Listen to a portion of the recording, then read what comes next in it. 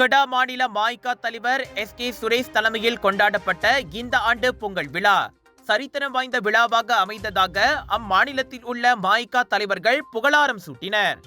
சுங்கைப்புத்தானி ஜலான் குவாலக்கிட்டில் பகுதியில் அமைந்துள்ள நவதுர்க்கை அம்மன் ஆலய வளாகத்தில் நடைபெற்ற இந்த நிகழ்ச்சியை கடா மாநிலம் பொங்கல் விழா 2025 குழு மிகவும் சிறப்பாக ஏற்பாடு செய்திருந்தது.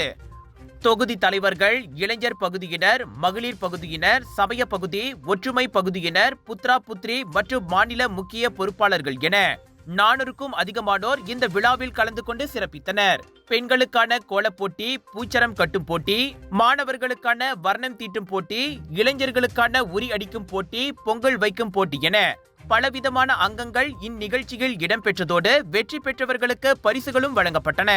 இந்த நிகழ்விற்கு முக்கிய பிரமுகராக தொழிலதிபர் டாக்டர் சிங்கப்பூர் சின்னையா மற்றும் அவரது துணைவியார் டாக்டர் ஜோபினா நாயுடு ஆகியோரும் கலந்து சிறப்பித்தனர்.